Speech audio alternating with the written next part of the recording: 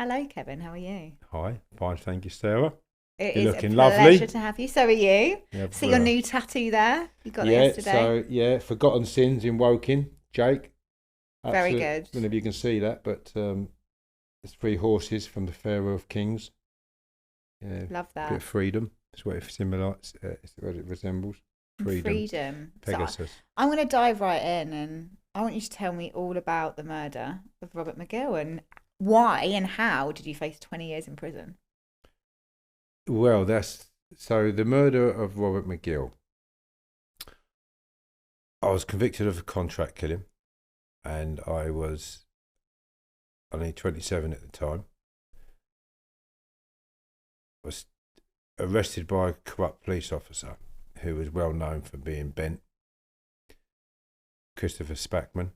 He was sentenced to 4 years imprisonment for stealing £160,000 from his own police force. And he was quoted by the sentencing judge as a seasoned fraudster, uh, forging signatures, forcing statements, and so on and so forth. So Robert McGill was a local man in the area, a face in the area, various business ventures. I'm not going to go into too much detail about him because I've got some restrictions placed on me, which I have to be mindful of the deceased family as well. But he was a force to be reckoned with, I shall say. There was two original co-defendants. Again, one of them's complained that I'm endangering his life by naming him, but he's since changed his name from what it was to hide his identity because he's a police informer and informed on me, fitted me up with the corrupt police officer. They was the original suspects, and consequently I took the fall. I went into prison, into Belmarsh Special Secure Unit, not knowing much about those places at all, really, at all. I'd never heard of the Special Secure Unit. Prison within a prison. It was like, for me, when I was taken to it, I had two Alsatians guard dogs either side of the Category A van, big robust tank really, police cars into the prison, either side, helicopter above it, and then you're taken to this building which is, it's a bit like a prisoner of war camp with flashing lights and sirens and all stuff like that. And I think, what's going on? Why do we need two Alsatians, one either side of the van, whilst I'm in prison, walking me to this prison within a prison? So when I landed into the unit, it was all very new to me. And you was in there with what they class as Capo di Tutti, is the boss of bosses. You had Mafia in there. We had Franco Di Carlo. He was mafioso boss of bosses. So when he sat trial, to give you an idea of some of the people he was in there with, his lieutenants sat behind him in the dock. It caught two of the Old Bailey. And they pushed his chair in for him and took his coat off for him, and then he was sat down.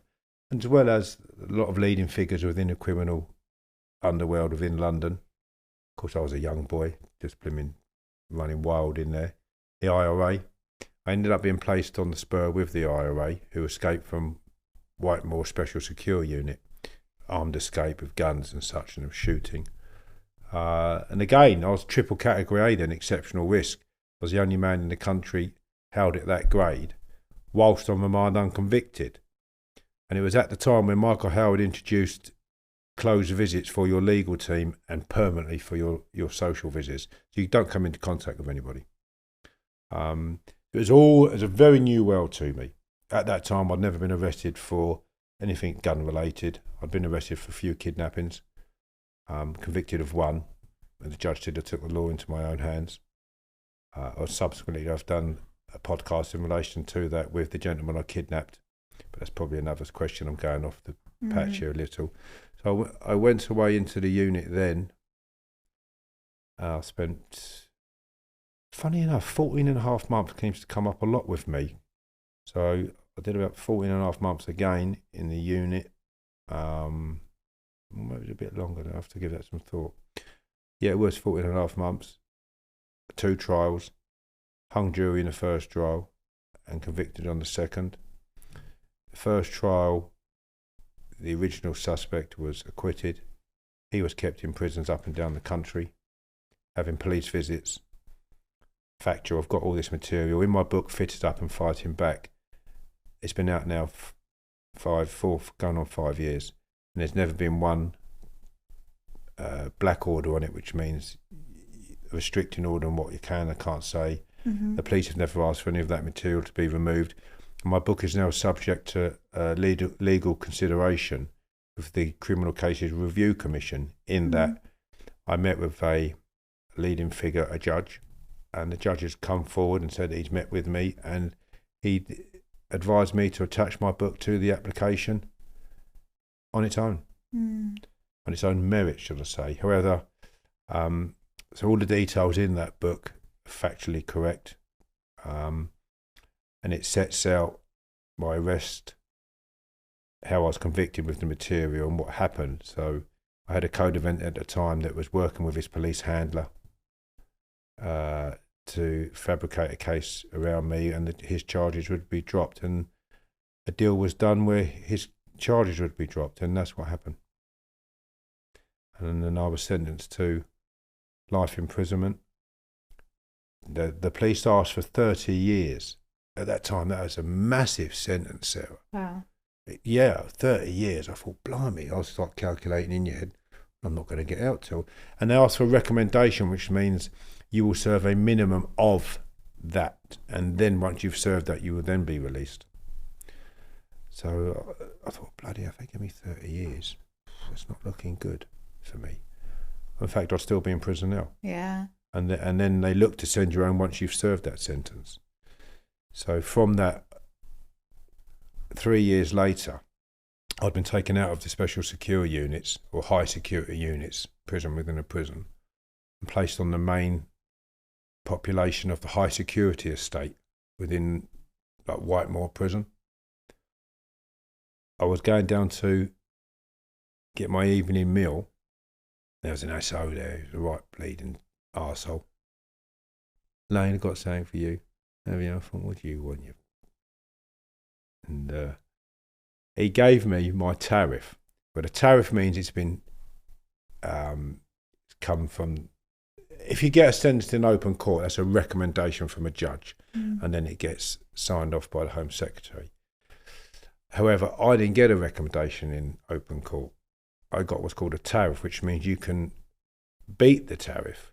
You can be going home on your tariff, but very few people do. I mean, it's an exception for that. But it's a far better sentence. And he gave me this piece of paper, and it said 18 on it. And I went, what a result. And then he looked at me thinking, are you sure? I thought, well, I was thinking I was going to get 30 or 25 along those lines. There's a massive difference. To think that the margins have been moved massively. So I got the 18-year sentence. I served 20. Well, I only got released anyway as a result of some paperwork came to light, and it was sent to my solicitor through an anonymous source, and it came from the police files. During that, it was publicised by the Guardian newspaper. The great support of mine, Duncan Campbell and Nick Hopkins, covered many case articles on me, and Jamie Dowd of the Guardian. The late great Duncan Campbell, that is, he married to Julie Christie, the actor.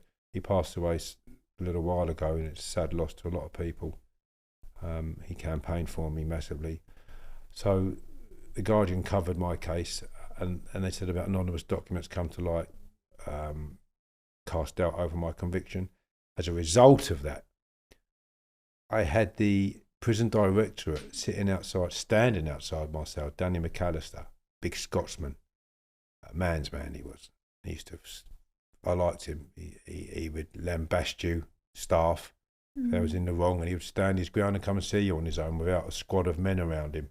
A real man. In the high security estate, you've got to have some balls to do that and be confident in yourself and how you deal with people. And he did, and I liked him.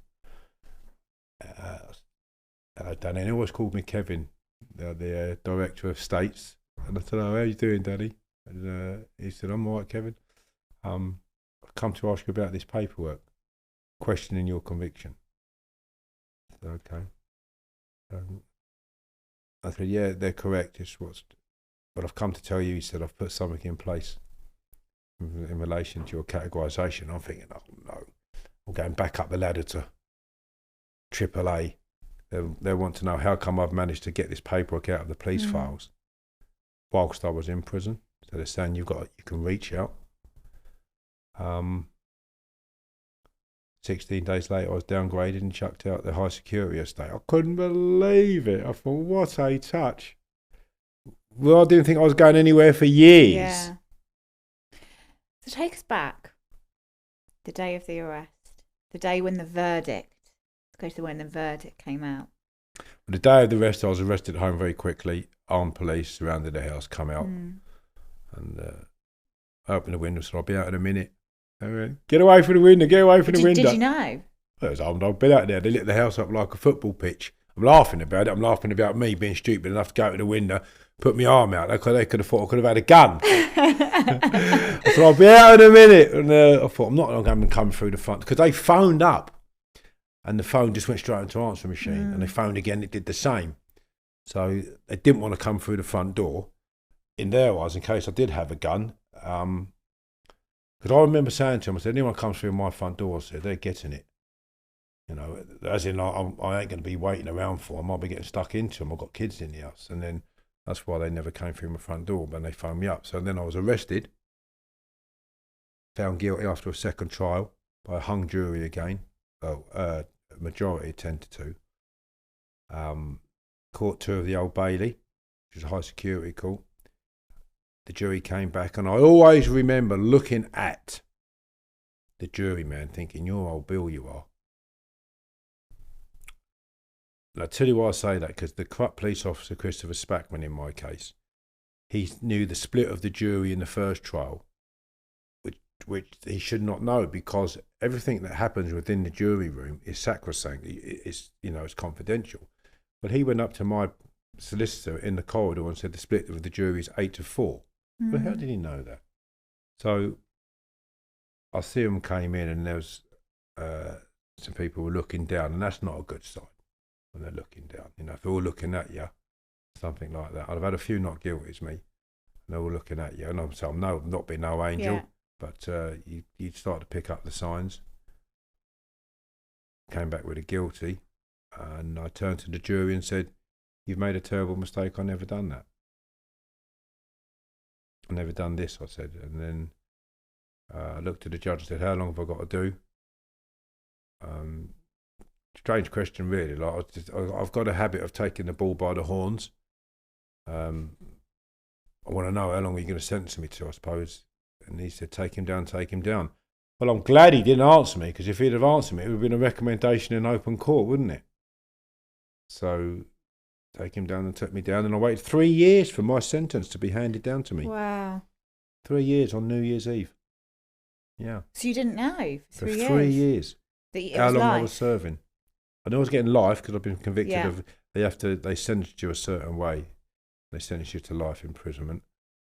You can only be sentenced to life imprisonment by certain judges as well. But the actual length of sentence, I hadn't an idea of until 3 years later. Wow. And were you expecting that guilty verdict? I was, based on how the trial was being conducted. I knew the police were lying. I knew the forensic evidence was false. I couldn't work out how, at the time, my co-defendant, or I hadn't been kept in the same prisons as, was acquitted when he was bragging about the murder. People had named him for the murder, and his best mate. His fingerprints were all over the place. A number of factors that were quite damning just seemed to be squashed. For instance, the gentleman that was caught with a vehicle and asked to destroy it, he made a statement saying that this person I'm not allowed to discuss no more. He's obviously very well protected, and you have to ask yourself why. his statement was withheld for 12 years, saying he gave that car to these two people because they asked him to burn it and destroy it. And that's damning evidence, isn't it? If it's a murder vehicle, or it's in a duplicate of the murder vehicle, same number plate. And yet he was acquitted by the judge's direction, not by the jury. There was certainly a lot of evidence that should have gone to the jury. For instance, he was having confidential chats with the police discussing how the murder was committed and how much was paid, as well as saying I'd committed a number of other murders. My argument was, and still is, if you are charged with murder, how can you be supplying information on how that murder was committed, and yet you was charged as being at the scene at the time of the murder to identify the victim? That evidence should have been, in my opinion, been made aware to the jury. And then the jury could ask them questions, well, how come you know so much about the murder? But it wasn't. I can never get my head around that. And I'm still asking the same question now. Do you think you were set up? Absolutely. Absolutely. It was on the card. So I came home from Tenerife. I lived out in there for a while. I went to get away from all the trouble in England. I wasn't getting, it's my fault, not to do with the mother of my children. Things hadn't gone too well there. I had a security company in England, quite a large security company, which I only went into as a stepping stone into camera security back in 1990. And look where camera security is now. It's everywhere, isn't it?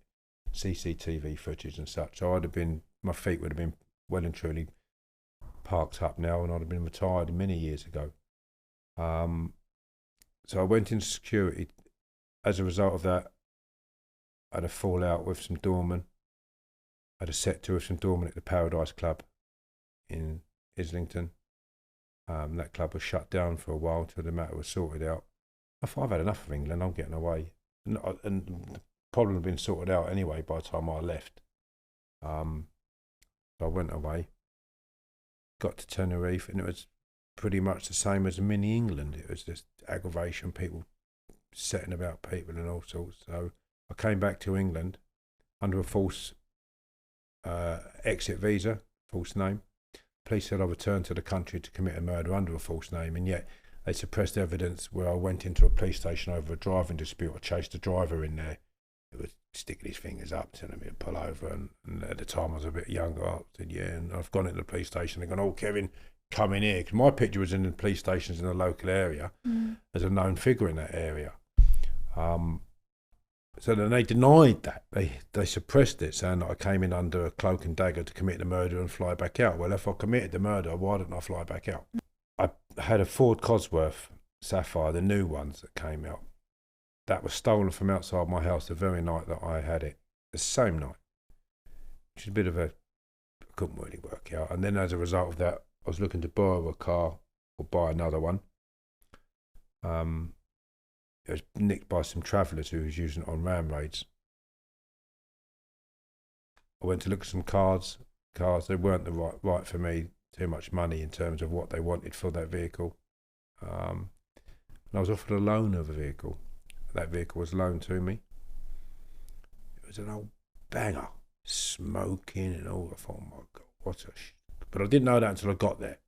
Because I was a BMW in a car park, you can take that, Kevin, blah, blah, blah. So I went and took this BMW, took it back the weekend after I borrowed it, and then it was seen being driven by somebody else, by a police officer that knew me and said that was not Kevin Lane driving that vehicle. However, that number plate that was on that vehicle was replicated and placed on another vehicle and used on the murder. As a result of that, I was arrested for the murder. And it was traced to me of having the vehicle that was used in the murder in my possession, and the original suspects naming me. One of them was reported to have made a statement and signed it, which was, the statement was actually written out by the corrupt police officer Christopher Spackman. Duncan Campbell and Sally Chidsor of BBC Look East, Duncan Campbell, The Guardian, both interviewed a number of police officers who have said the same. So it was quite important. Why did they do it? Why did they do it? Well, because they would have gone away themselves.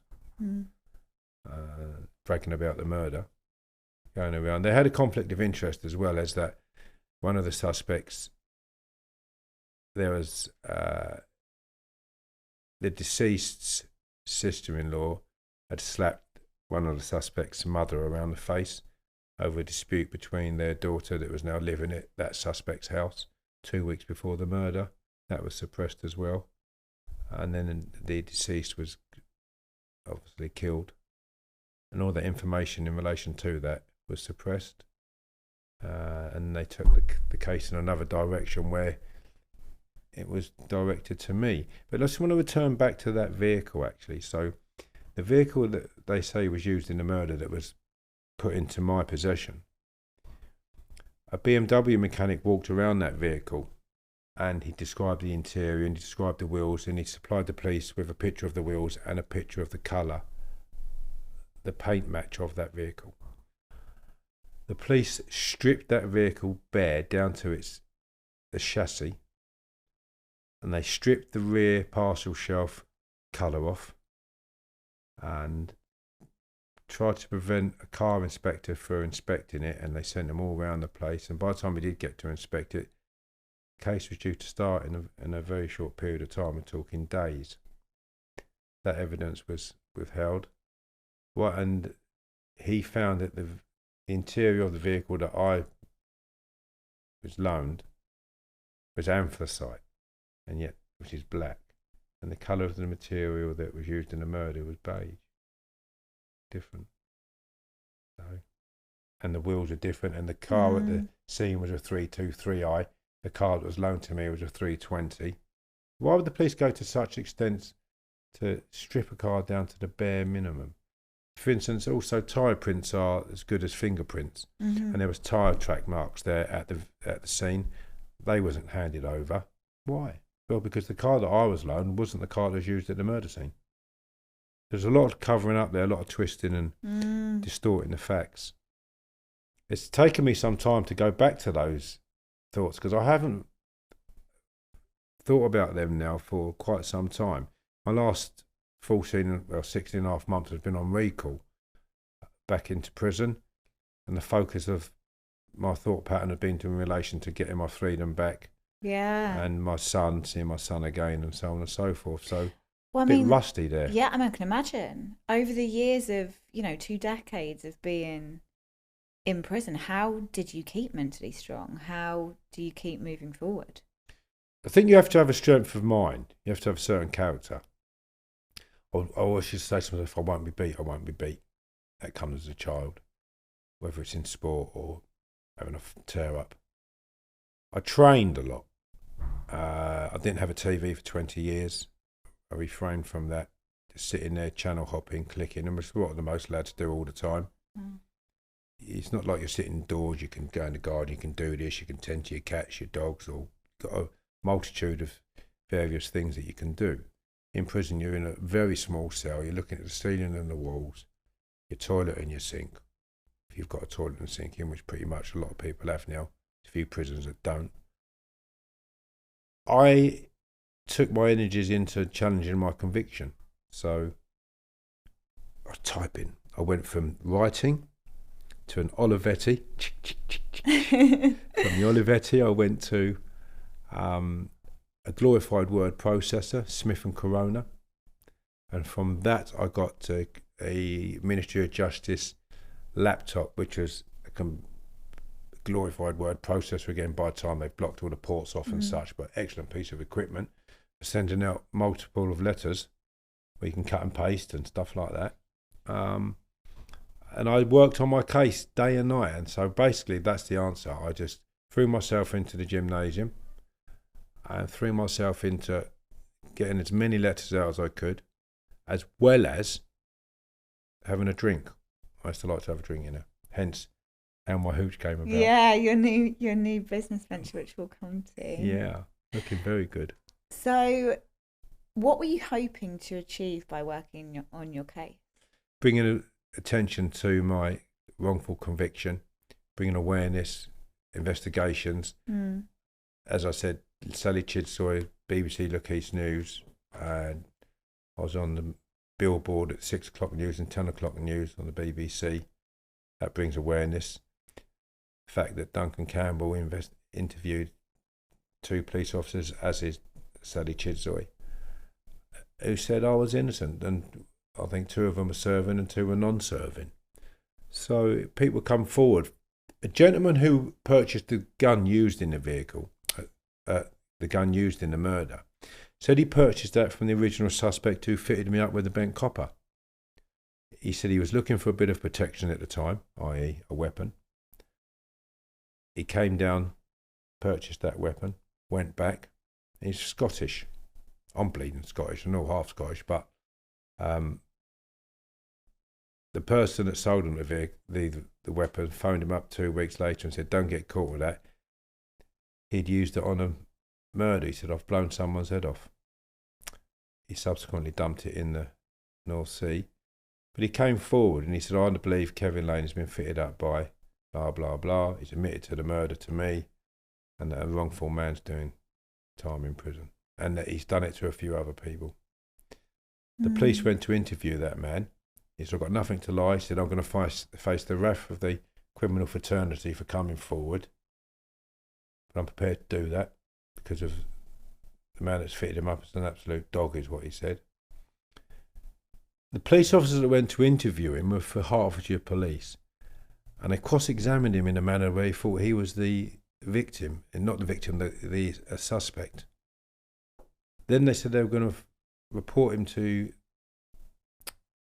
the Scottish CPS for trying to pervert the course of justice and such. And he said, well, I'll go to prison for it if I have to. I'll stand in a court of law and I'll take a lie detector test and I'll give evidence. But that's an innocent man in there. So there's been a lot of controversy in relation to my conviction and why the police would like to cover it up as much. Yeah. Have you seen any breakthrough for others as you've been speaking out?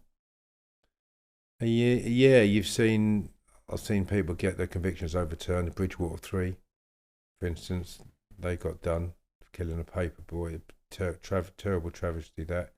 Andrew Adams, some gentleman in Wales.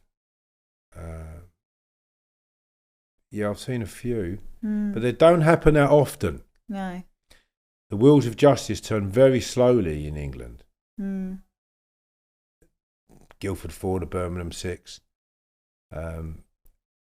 Andrew Malkinson, he's recently had his conviction overturned 3 years ago, or no, about a year and a half ago, 2 years ago. He should have been out after 4 years. I think he'd done 17 years or so, didn't he? Terribly so. So I have seen people have their convictions overturned, but not many. No. Especially for murder or... there's quite a few more. There's a young kid, his name evades me at the moment. He served 10, and yet he was cited being somewhere else. Couldn't have even been at the murder scene. Took 10 years to get him out. He's a North London lad. Come to me in a little while, maybe. And what's the process? Is there a collective process? Have you spoken to anyone who's been wrongly convicted? Is there any shared experiences that you have? Yeah, the injustice. You just feel helpless. You're in a bottomless pit. You get blank answers. You may have evidence to substantiate that there is material that has not been disclosed, but you just get stonewalled. And they have the same feelings of helplessness. So many people complaining that they didn't do it, and yet limited resources of a very slow system. So yeah, you will find that, and people normally throw the towel in, turn to drugs, lose the strength to continue in a manner that is still positive, keep myself clean, the mindset strong, positive, productive in how you lead your life. Whilst I was in prison for all those years, I realised that was going to be my life for the near foreseeable future, and I needed to make it the best I could, make a life for myself within those prison walls. A lot of people don't do that. They just sit in their cell, drink lots of cups of tea, smoke, vape now, or drugs, or whatever vice gets them through it. So I normally find that frustration and helplessness is the biggest mutual feeling. For those that aren't battling, and for those that are, in that I'd sent over 10,000 letters out. To get a reply takes years. I think 2006 was my first major breakthrough with Sally Chidzoy, Duncan Campbell from The Guardian, and Nick Hopkins. They were my major breakthroughs, bringing publicity to my cause. But the helplessness of not having that is very difficult. I can imagine. And so prior to your actual conviction and arrest and being in prison for 20 years, you said that you had committed some crimes and you'd served a bit of time maybe. What kind of environment did you grow up in, and what crimes did you commit? I went to prison for a kidnapping. That was with a friend of mine now called Will. I was led to believe that he had committed a serious act of placing a knife against a lady and the baby, and said that he would cut them and the baby, which he didn't do. But at the time, he was put forward by the locals in the area and his work colleagues as the man that had done that.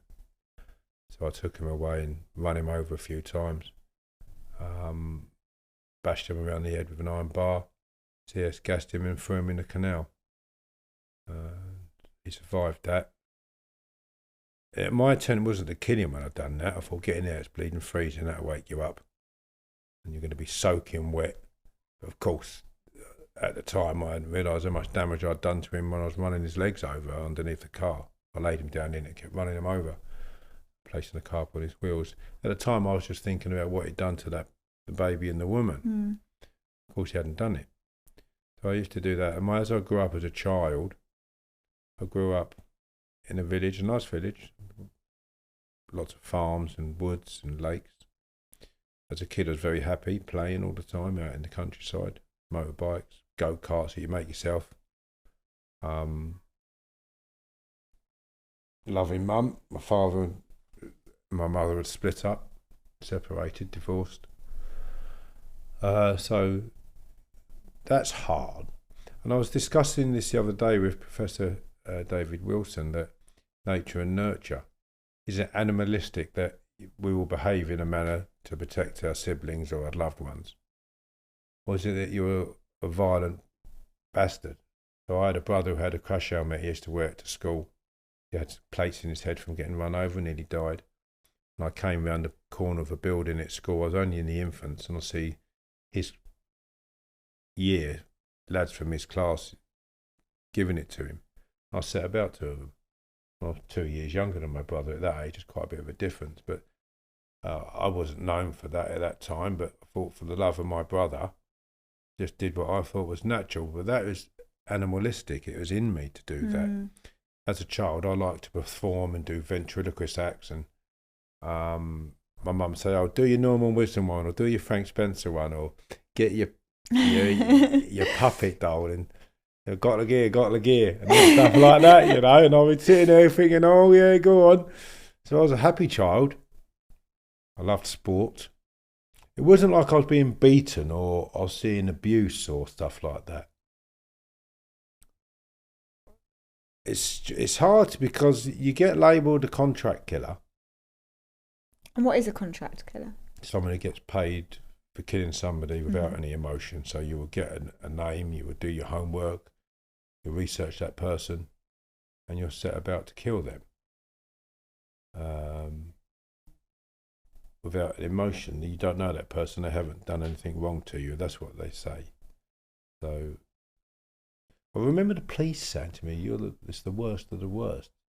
I thought, well, I don't agree with that to start with. I could think of a lot of people. Murder's a terrible crime. Let's have that absolutely right, okay? It is an atrocious crime. But I can think of other crimes that are worse, in my opinion. So that is a contract killer. But as a child, I had a great childhood. When I got to puberty, I stopped thinking about sport and started thinking about girls. And I bloody loved it. I was a lover, not a fighter. Good. Wow. And off I went. So I was chasing, bloody hell. Because your mates start going to new schools, don't they, and all the rest of it. So you meet the new girls from those schools and you think, what, bloody. Yeah, you're only a couple of miles away from where we live, and I ain't come across you until now. So that was great, It's like a whole new experience, isn't it, when you get to that age, and what you was crazy about a pair of football boots or a boxer or a football legend, and the next thing you know, you're crazy about a bird a few miles down the road. Yeah. All the football's gone out the window and the boxing. So, yeah, childhood was great. Discos and new clothes. I always worked as a kid very hard as well. So I was working from a child when I was about 7, right the way up till adulthood. I was 12 years old doing a paper round where I was marking up the papers and then delivering the papers, sometimes doing 2 or 3 rounds a morning before I got to school. 3 would be a push, definitely always did 2. Someone would turn up and stuff like that. And then I went from there into the bakers in the mornings before school, and then from that I went into the chip shop across the road where I was cooking the food, new chip shop.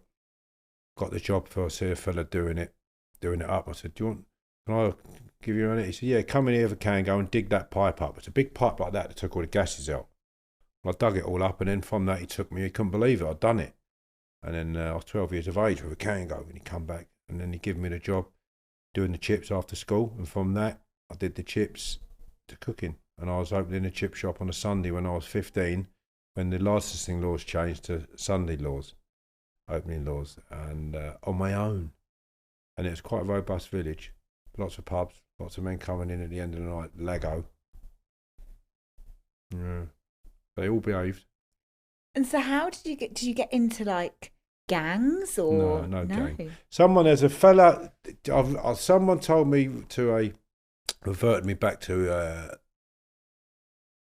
YouTube clip someone's put up, and he said the facts in it are all completely wrong. If you read my book, Fit It Up and Fighting Back, which is factual. I'm reading it, by the way. Okay, great.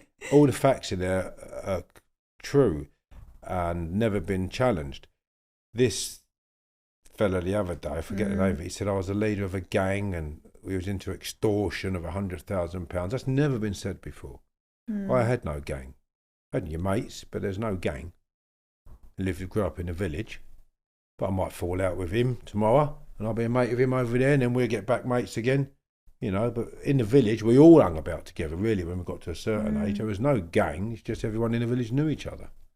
I didn't know who the Crays were. I didn't know who the Richardsons were as I grew up. It was new to me. I had no idea at all. So gangs and all that was a different culture, a different way of life from where I came from. It was just about growing up in a village. Who's the toughest in the village? Who's the prettiest girl? I want to go out of her. And stuff like that, really, and having nice clothes. And I bought my first flat when I was 18, and I moved into a flat with a friend of mine when I was 15. So I was working with a builder. I got expelled from school. I was working with a builder in the daytime 4 days a week, and I went to school 1 day a week to a new school in a new area where I met the prettiest girl in that school, and I started going out with her. Beautiful girl. She was on the cover of CoverGirl. Stunning girl, Kim Purcell, and we had 2 children together. Excellent lady, quality lady in terms of class. And then that was my start into doing security work on the doors. I was boxing. So up until that point, that was just my life, robust life as a kid, battling away. So how did you get into kidnapping? And well, when I started doing the doors, working security, a lot of things, you're coming across people who are now into relationships or into the adult world where people owe people money. And the first thing I really remember of me going and doing something was I knocked some fella's teeth out, banged on his door, weighed him in. He'd knocked someone's daughter's teeth out, front tooth or something like that. Can't quite recall now. But he's done what? Give us his bleeding address. I'll go around and fucking knock his teeth out. And I did. Door was open. I went wallop, gassed him and walked off. He lost his front teeth. And that was the first thing. I did that for nothing. I didn't get paid for these things. I just see it as an injustice. And also, I think maybe because I'd had so many injustices as a child in my family with my brother, and I had such a repulsion for it. I would never be bullied at school at all. I went into the seniors. I had a punch up the first day with a geezer who was again 2 years older than me, a skinhead. He had Dr. Martens up to his bleeding knees, 22 eyes I think they were called, or something like that. Crombie, and he didn't like the way I dressed. He just started on me, and then I couldn't even get near him. He was just holding me like that. He was very lanky, but I was swinging my arms at him. Yeah, I was in front of the headmaster for that the first day. So how do I get into the kidnapping? It escalates, doesn't it? People owe you money. Owed me money. I mean, I kidnapped someone who owed me money. I kidnapped two people who owed me money. And then someone I kidnapped once where in relation to another matter. And it just goes like that. But what made you think that's the way to get it solved? But when you've got a rope round someone's neck and you're walking them into the woods, they think, what is going on here? I noticed and all that when you put a rope round someone's neck, they don't struggle. If you're holding them by their arm, they struggle. You put a rope round their neck, they're like a dog. They just come with you. Mad. Crazy how humans behave. And that sense of like fight for injustice, which feels like it comes from deep within you. Yeah. Was that? Did you have that in prison as well? Was there instances in prison where that rose up? Massively so. Whereas, if you like to get my prison record said Lane's good for the landings, he's good for morale, gets on with people, he's polite to staff. Don't tell him black is white, you'll have a problem. He doesn't suffer fools easily. But when you're seeing someone who's doing something to someone who doesn't deserve it, I just think, God, I can do something about that. I don't do something about it. What do people think? I'm not a coward. I don't like to see that person suffering, and I know I can do something about it. So then that causes a lot of problems. You seem to have a lot of people's problems that have no concern to you, but you know it's not right what they're doing. So I had a lot of years where I had a lot of problems like that. And then you switch on and think, it's not my problem. However, you still do get them. Because you can't stand there and see something just take its place, and it's wrong. So yeah, I had a lot of problems like that. And for you, with your case becoming quite high profile whilst you're in prison, would you say that's true? Like, yeah, did you get publicity? Yeah. Did that impact the way that you were treated by other inmates or people in the system? A lot of people in the system knew I was innocent because the people that was convicted me, they got convicted of another murder, contract killing after that. And they were bragging about it, saying, well, that's the way it goes, blah, blah, blah. So did they get life? Life, yeah. Flying through the system really quickly as well, unbelievably quickly. They got life, but was kept in separate prisons for years. When you're on the news or you get journalists visit you, I think I had 25,000 followers on my website at the time. So a lot of traffic there, a lot of letters. Some inmates, you could not like someone without them ever doing anything to you. And it could be through, was he allowed to have parties and we're not? Well, because I've probably hit more screws than you ever had, mate. And I'm no problem for the landings. And when I came out of the special secure unit, it said, Lane drinks, manage him. I'd only had fights with staff that were problematic, who was throwing their weight around. In fact, staff said, he don't hit no one who don't bleed and deserve it. And that's what staff had said. Other than that, he's all right. So an inmate can not like you for many reasons. And it can be for something you've not done anything to him for. You might dress smart or who does he think he is? And, just inmates have to direct their anger at someone. about being in prison. So they were directed at each other. I realised early on into my sentence, that's what a lot of lads do. They direct their hate and their hurt at each other. And I stopped doing that as soon as I realised that I was doing it too. Yeah. What would you say has been one of your biggest learnings from serving 20 years? Don't judge everybody. I've met some really nice people in prison who've made mistakes. Be careful who you trust. The loss, when you lose a loved one. I had a girlfriend who got killed in a car crash, and I loved her.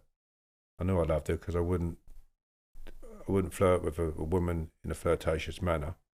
Just being polite, but a little bit ice, stuff like that. You know what I mean? I wouldn't do that. I felt if she see me doing that, it would hurt her. So I knew that there was something special there, and she got killed. So I learned from that. I learned there was good people, whether they was got a shirt on and a tie on, banging you up. I've seen some real decent people do that job. Who go out of their way and genuinely feel sorrow for people and try to help them. And they're not all arseholes. Thank God for the good in the job. Because if they were all arseholes, it'd be terrible, worse places. I had a granddad who came to see me, and they went and got him a wheelchair. They had to put in a visitor centre and all stuff like that. They went right out of their way to make sure when we come up to see him before he died, he had cancer and that. And then the wheelchair went missing. Someone had took it. And they were fuming, the staff that had gone to all that aggravation to make sure it was there, and it was put there in the morning. So then someone took it deliberately. My granddad waited over an hour and to come and see me, and something happened to him which wasn't very good. I'm not going to go into that, but he's passed away now. Anyway, them members of staff, I could see in their faces they were not happy, cared. So yeah, I've learned a lot more than I could probably just sit here and recap on. But life's too short; it passes very quickly. I learnt that. You need to make the most of this life. One life, live it. Try to stay as positive as you can and make the most of your life, because it isn't no dress rehearsal. No. Blink your eyes and it's quite a chunk of it's past. So I can't get that life back. That's something I learnt as well. The years that I've put in prison, I've lost. And there's no getting them back unless they come out of a new invention, and I'll be straight on Go back in time. Go back on time or extend my life a bit longer. Would you do it if you could go back in time? Yeah. What would you want to change, or what would you do differently? I would have liked to have changed my prison sentence. I believe that I would have been very successful regardless of, and I've had that said to me many a time by many a people. I was way before my time in a lot of stuff with work and what I was doing and what I intended to do. Like I said, I bought my first flat when I was 18. Yeah. I had an unsecured overdraft for £15,000 a month when I was 21, based on my monthly earnings. That's a lot of money some years ago. A lot of money for a young boy. That's all I was. Young man, very young. I believe I would have got to where I've got to now without having to spend 20 odd years in prison. Or maybe not be so well known, but successful. And certainly, I believe if my mother and father would have split up anyway, but if I could change things about my path, I would definitely have done things differently. I'm happy now. I've got a good lifestyle. People I meet. My parole board said that, I can't remember the exact wording, but they was talking about how vast and broad my support network expanded to. From like politicians to journalists of The Guardian to editor-in-chiefs of The Guardian and actors like Julie Christie. Wow. She was voted top 10 in the world for beauty and fashion in a day. Wow. She said I was dashing. Because you are always out. Every time I see you, you've got another event that you're going to. You've been with some famous person or well-connected person somewhere. And that's inspiring. Yeah. So what has reintegration looked like for you? Reintegration's easy. I'm like a sponge. I just soak it all up. It's like you, Sarah. I meet you and I'd have a nice afternoon with you. We'd have a lunch or a dinner like we did when we met Matt. It wasn't too short actually, as it happens. But normally I go have a nice time and I enjoy people's company, and from that, life for me is pretty good. In a minute, things ain't so clever financially at the moment. I've got a lot of restrictions on me about a lot, even down to I've got some properties sitting in a meadow that are still sitting there, and I won't go into that, but the recalls have crippled me really. Yeah. And people use my conviction to knock me for money. So we call the police, you come near me, and that's straight money that I'd earn. I'm about £570,000 out of pocket at the moment for 2 business ventures, what I've invested and spent.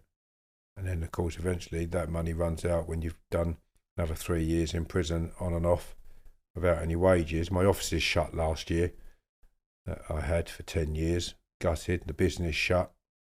I had a business where I was factoring, cashing people's tickets for the lorries. First recall, the bank took my factoring overdraft of £450,000 away. So that could earn me £45,000 every 4 to 6 weeks. Not a bad income for that went. So then I had to go to another factoring company to factor my own tickets. When I got recalled this time, an employee came into the company and cost the company a lot of money, so that company folded. So as well as losing what I've owed through straight business ventures, I've actually lost my business as well now. And people are going, yeah, good job, all the rest of it. Well, things happen for a reason. So I was meant to lose them, and I'll go on and do something else now, like my hooch. So tell us about that. So have we called it hooch now? I'm thinking about calling it cheeky chappies and cheeky ladies. Love it. And you were working on this, weren't you, when you were in prison? Yeah. So I've perfected making the hooch, and so I've had some people say, "Oh, it's nothing special what he does." Well, it is actually, because when I was in prison, everybody brewed their drink with white sugar. Mm-hmm. There was a brown sugar on there. I had to ask to get on the canteen list, demerara, for a coffee. I didn't drink coffee at the time. I wanted to use it for making hooch because it didn't have a bleaching agent in it. Mm-hmm. I made all of my alcohol from pure juice, not water and juice. They used to always water it down, the lads. No, I want pure juice. And I didn't squeeze oranges and all the rest of it, stuff like that. And there's a few other little perfections that I did. And I come home and I've perfected it even more. So my hooch it was on the Max Fosh YouTube video. I think it's had 1.6 million views in just over a week. Wow. Not bad. 3 journalists, 3 wine critics had my wine placed before them, not as a hooch. It was placed before them as a wine, and they all liked it, and one rated it the best out of 6 from wines that were bought off of the shelf. And I made that in terms of, just so people know, I made it in the sense of I left it. One of the critics, Jessica, said it was low intervention. Well, it was low intervention. It was racked off once, strained, should I say, settled for a day, let it settle, a little bit of sediment was poured out again into another bottle before the sediment got there. That's low intervention. I could have strained it again. I could have let it sit for more. I could have strained it for a finer cloth, not a sock, and nothing like that. But they still liked the quality. They said, for Tom Gilbert, said it's got pear in it. Bang on, pear and orange. Mm-hmm. He said that one's great. This one isn't. When Jessica said it was low intervention, it was a little bit cloudy, but she said the body was good, which means it was full of. When I talk about my drinks, I say it's got a better body, a fuller body, which means it's made from the fuller juice. It's not made from a winery type. It is a wine, but it's made from pure juice, so it's got a better body, as you probably understand. So I believe that they do know their game, but mine was of such good quality that it passed the grade. So I'm hoping now to go into production with that. I'm due to meet with some breweries. Mm-hmm. I've had some discussions with those. And a shot girl, by the way. We're going to get them out on the floor. Get them out on the floor. My alcohol's 21.5%, and it can be, the last one I did was 25. That was a champagne one. Mm-hmm. Champagne orange. I tried that one when we had lunch. You liked that better than the other one, didn't I did. you? I've got to try this cherry brandy one, though. So the cherry brandy I was due to collect. Unfortunately, I haven't been able to do that. But I will pencil you. There's only 24 bottles of that. There we go. So you've got a bottle of that. Thank you. Okay. And I don't give it away willy-nilly. And fair enough, people are driving me nuts for it online. Yeah. So I can't. So where can people find this hooch, cheeky chappies? In a minute, it's not into production. Okay. Well, so how can they stay tuned to you? So when it is, they know. So just keep following me on YouTube, Instagram and TikTok and follow the journey. I am meeting with a brewery called Rybeck from up north, and I've got a meeting with a distillery in Windsor, and I've got an introduction to an Emmerdale, it's called, distillery and bistro. Only today that came around, and a couple of others. But I'm in talks. I want to go find a distillery that's got route to market, or a distillery that will make my product, and then a backer to finance it. And then I would probably go to a Shopify and then sell from there if I don't go route to market. And I mean, you think about it, 1.6 million views in just over a week, and the millions of views that I've had on my socials. Everybody seems to want to have a go of it. It's gorgeous. Thank you very much. A bit like you. So I should have you selling it, shouldn't I? I'll be your poster girl. Oh, blimey, right? We'll sell loads, even if it's crap. So my last question for you is, what piece of advice would you say you have learned over your lifetime that you'd give to the audience today? If you could just pick one. Crime does not pay for everybody. Some it does, but you're talking about a minority, and the laws that are around now just strip you bare of what you may have done anyway and send you back to prison. And you can earn a load of money, but if they think you've got that money and they haven't got it off you, they'll give you another sentence for POCA, proceeds of crime, and you'll serve a sentence for that for not paying them, even if you haven't got it. Kenny Collins, a Hatton Garden burglar, he hasn't got the millions that they say he's nicked. He had to serve another 10 years for that fine. Got a 10, and then got another 10. It was reduced to 7, and he served 3.5 for that. And he served his sentence for the crime and a sentence for the fine. So crime, the government are really nailing you down now, and they're getting more out of you than they should do, because they estimate these fines and such, what you've made, astronomically, and it isn't the case. So crime is not the way forward. I would have earned a far significant amount of money if I hadn't been in prison, because I'm a bloody good earner. Hence the wine. The houses I design, I put real houses on wheels. There's a law called portable and temporary. That's the mobile homes. So I thought, I'm going to put low galvanised still homes, and I'm going to put them on wheels, and they're going to get passed under the same law, and that's what I did. So anybody who's got a mobile can now have a real house.